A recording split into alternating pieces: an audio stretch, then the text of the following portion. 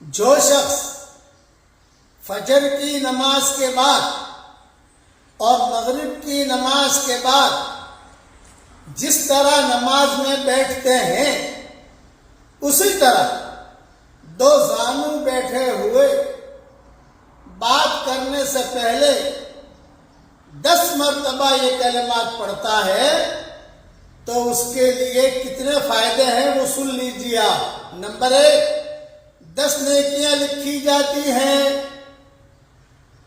Number 2، 10 گناہ مٹائے جاتے ہیں۔ نمبر 3، 10 درجے بلند کر دیے جاتے ہیں۔ نمبر 4، ہر ناگوار اور ناپسندیدہ چیز سے محفوظ رہتا ہے۔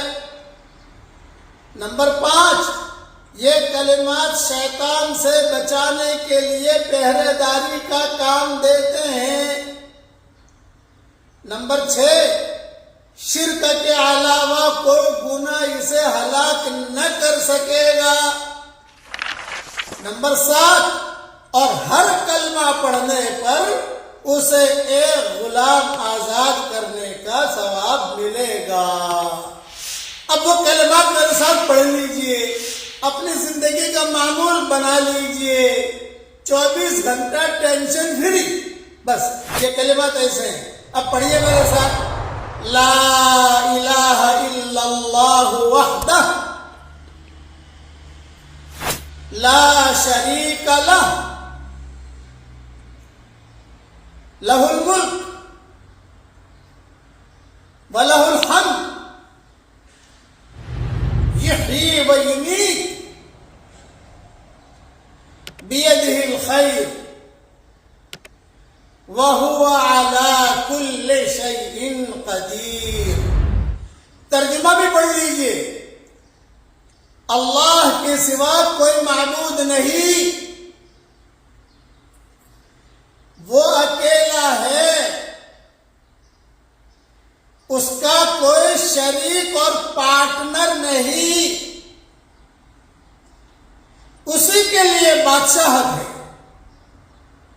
اور اسی کے لیے تعریف ہے۔ وہی زندہ کرتا ہے اور مارتا ہے، تمام بھلائیاں اسی کے ہاتھ میں ہیں اور وہ ہر چیز پر قادر ہے۔ یہ مضمون ترمذی، مجمع الزوائد، ترغیب ترہیب سب میں ہے۔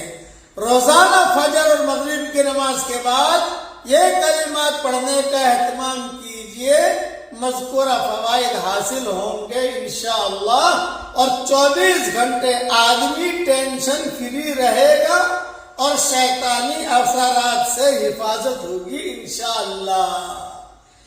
یہ ڈھکوسلے جو پیر ہوتے ہیں نا، یہ کالی مرغی لاؤ، لال مرغی لاؤ، کالی بکری لاؤ، یہ بکری لاؤ، یہ چکر میں مت پڑو، یہ پڑھیے آپ، بس ان سے انشاءاللہ 24 گھنٹہ فری رہو گے۔ امیجز بنا کر بھی میں نے بھیج دیا ہے، اپنے پاس محفوظ کر لیجئے، پڑھیے، پڑھوائیے، آگے بھیج دیجئے۔